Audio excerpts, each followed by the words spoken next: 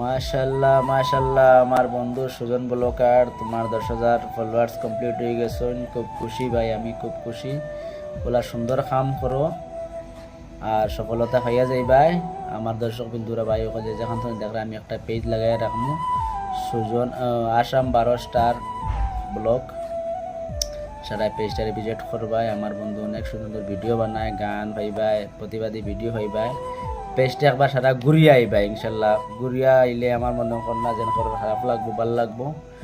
আর যেত পারো পেজটা সারা সাপোর্ট করবাই, ভিজিট করবাই, আর ভিডিওটা বেশি করে শেয়ার মারবাই।